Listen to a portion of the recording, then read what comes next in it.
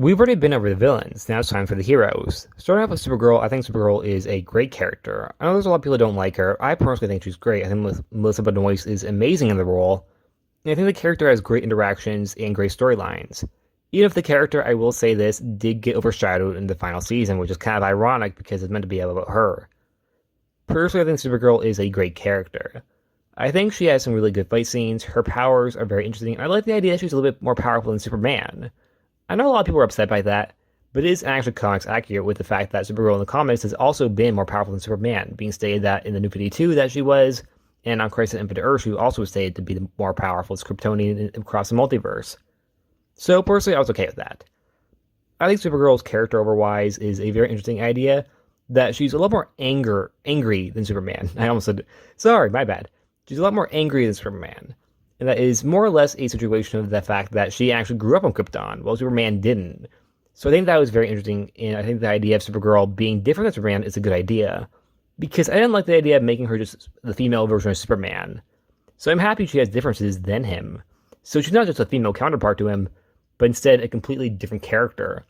Which I think is very important to have, because I think having people just go like, oh, she's just a female Superman, kind of makes the character come across as not necessarily as a genuine person. But by making her different, it makes the character come across much more realistic of that people with different families have different ideas. That different families and different people from the same family can be very different. I think that car really resembles that idea that different people come from the same family. But of course, that's my own opinion on her. Alex Danvers, aka Sentinel. I think Alex is probably my favorite character even on the show in general. I think the character is amazing. I love her fight scenes. Every time she's in a fight scene, it is 100% the best fight scenes. I think Kyler Lee does a great job of Alex as a character. I think the character has a very cool look every time she has a new hairstyle, which might not sound like a lot or important, but trust me, it does a lot, and it makes her a more visually distinct character from just a regular DEO agent. Personally, I wasn't a big fan for becoming a superhero, but I do like the character's fight scenes, and I am glad the character does get more of them when she is a superhero, so I'll just let it slide. Personally, I think the character should be in the comics, but unfortunately she isn't. But who knows? Nia's in the comics now, and so is Winn. Winn's kind of in the comics, but not really. He's like in the DCAU comics, but they're not technically main canon comics. Well, Nia is actually in main canon. It's complicated.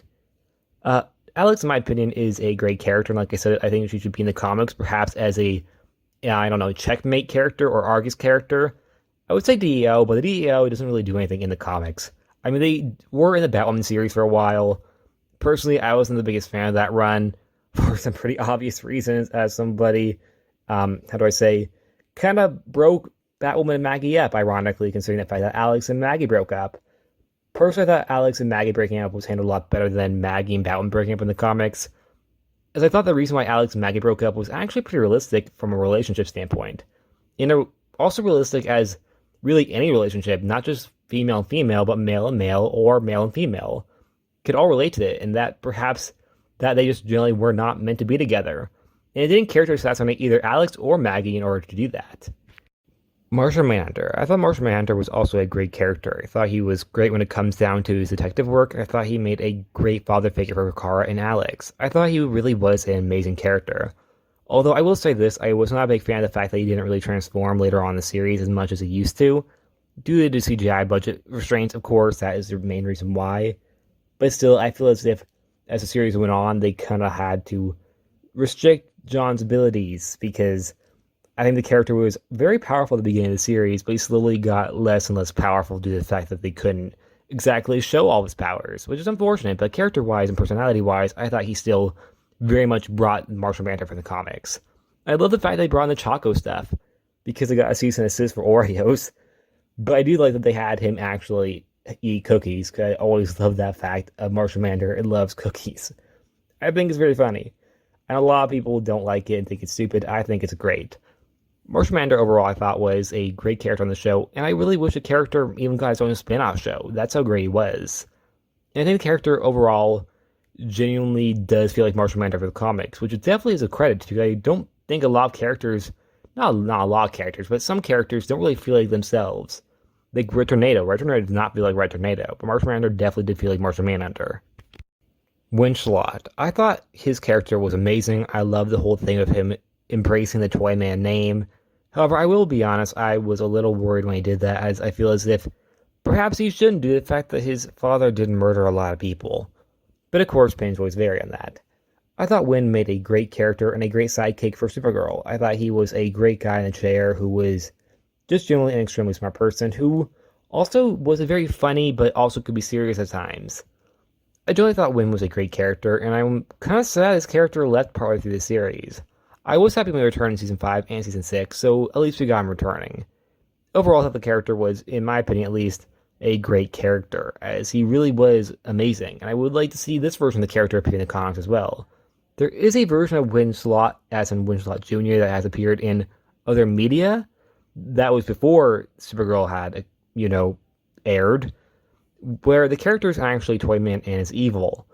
I don't want that. I want this version of Winn Schlott. I want a lovable goofbag who is, in all ways, an incredibly intelligent individual, but is still kind of, socially awkward, kind of like the Sheldon Cooper of DC Comics.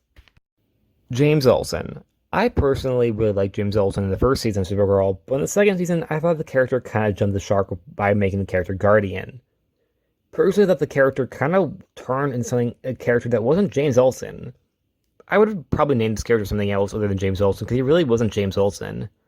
Like I said, I thought the character was great in Season 1, but Season 2, I thought the character really jumped the shark. And then Season 3, I thought it continued.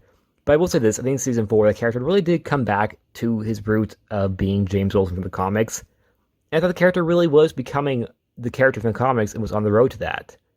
But then he left in the early Season 5, so I guess we will never know, really. Personally, I think the character, even if isn't like the character in the comics, doesn't feel like the character in the comics, he's still a great character. I just would have named him something else because he really does not feel like Jimmy Olsen. He's not really a photographer. All he does is be the boss of Catco. He's not really doing anything that Jimmy Olsen would do. Instead, he's a superhero. I just didn't really like that kind of stuff for the character of Jimmy Olsen. But like I said, if he was named something else, I think I would have liked him a lot more. Now to Kelly Olsen, who was actually another original character for this show. Personally, I thought the character was pretty good in Season 4. I thought she made a very good love interest for Alex. But in Season 5, the character kind of just randomly vanished and didn't have any storylines or really anything. Instead, the character was really just a background character in the show where she was a series regular in. So that was really odd. Season 6, I thought the first half of Season 6, I thought the character was still really just a background character. But in the second half of Season 6, I thought the character really became her own. I thought the 2 episodes about her whole journey in becoming Guardian really highlighted the reason why his character and the actress who plays her can do more. Yet, for some unknown reason, they decide to have her in the background all the time. And due to the fact that we actually saw her be more in those 2 episodes where she was getting an entire arc becoming the new Guardian, actually makes me kind of sad now knowing that she actually could have been a great character, but yet again, she was always benched for some unknown reasons.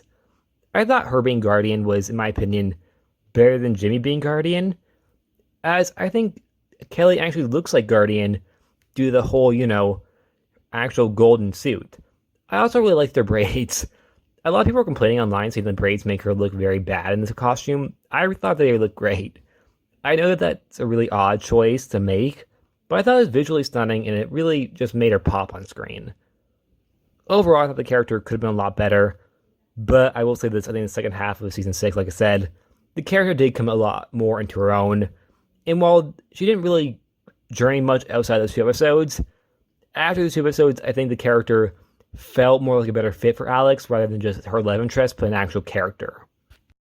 Lena Luthor. I think Lena is a great character. I thought she was great in Season 2. I thought she was even better in Season 3 and 4.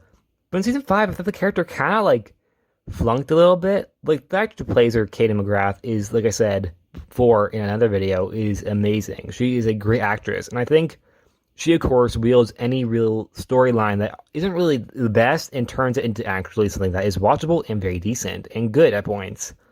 But I will say this, I think the writing for Lena, well, the acting is always great for her. I think the writing for Lena in Season 5 and 6 was a little weird. Her becoming a villain, then her becoming a witch was, in my opinion, a very odd choice. I understand her being a villain, because that is a thing from the comics. I don't understand why making her a witch was a thing. I understand that Nixley existed and that there was magic in the world of Supergirl, but still, why did you turn Lena into a witch? Why not introduce another character for them to be paranormal? There are a lot of paranormal characters in comics. I don't understand why they would turn one of their existing ones who has no magical powers in the comics and give them magical powers. I thought it was a really weird choice. But like I said, Kim McGrath is a great actress, and I thought she still made that storyline be decent and watchable because I think she's such a great actress. You just can't really complain whenever, even if the writing isn't exactly the best or make any sense. Anyways, I thought Lena was a great character, like I said, and I loved the relationship with her brother and her mom. I thought the character really had a lot of build up hate in her mind for herself and other characters around her. I thought it made the character come across very realistic and human, that she was damaged in that she felt that way, and just whenever she never knew she was going to pop like she did in season 5, which I thought was a very good idea to make her go into that path, but I thought the writing for her going down that path was weirdly unrealistic, I thought, as a character, because I feel like the character wouldn't just do a 180 and become evil immediately, but I feel like she could go on a journey becoming that, but I don't see her just doing a 180. Nia Nal. I thought the character was great, and I love the fact that Kara was her mentor, and it showed how far Kara came by just having the character of Nia be similar to her that of when she started off as being a journalist. I thought Nia overall was an amazing character, and I thought the character in season 4, the whole commentary and the fact that she is a real woman, because she is a real woman, was great, and the idea that her powers kind of confirmed the fact that they do accept her as being an actual woman. Also, I thought the character in season 4 was, like I said, a great character, and I thought her relationship with Brainy was amazing. However, I thought in season 5 the character just kind of disappeared a lot, most likely because Nicole Maines had another job at the point, that being she was filming some vampire movie. So yeah, I understand that she wasn't really in season 5, and her presence wasn't really known. It was a little weird to me, because I understood why she wasn't in it as much as she was meant to be, but it was still weird because she was a series regular, and she would just randomly disappear in scenes. Like, there would be literal cliffhangers in upcoming to new episodes, and she just wouldn't appear in the episode that she appeared in the cliffhanger for. It was really weird. Either way, I thought Nia was still a great character, and I thought in season 6 the character had a really good storyline. And while I have a lot of problems with season 6, I thought overall Nia's part of season 6 was, in my opinion, probably one of the better parts of it. And Brainiac 5, he is my second favorite character after Alex. I think he is amazing. He is hilarious. I love the fact that he's kind of like the alien Sheldon Cooper. Well, I said that Winn was like Sheldon Cooper, but Brainiac 5, I think he's even more like Sheldon Cooper. Personally, I think Brainiac 5 is a great character. I love the fact that he embraced who he was when he turned green. I love the fact that he has so much different emotions that come in the little boxes. I love his relationship with Lena, his friendships with Kara, with James, with Alex, his whole dating thing with Nia that never can be but wants to be. I just think Brainiac 5 overall is an amazing character and probably one of my favorite characters on the entire show. Actually, like I said, he's my second favorite character after Alex. But honestly, I feel like if we had one more season of Supergirl, I feel like Brainiac 5 would probably have topped her. I think he has a great look, I think he has a great power set, and I think he has just great lines overall. And that's it. Like always, please like, subscribe, and see you guys next time. Bye.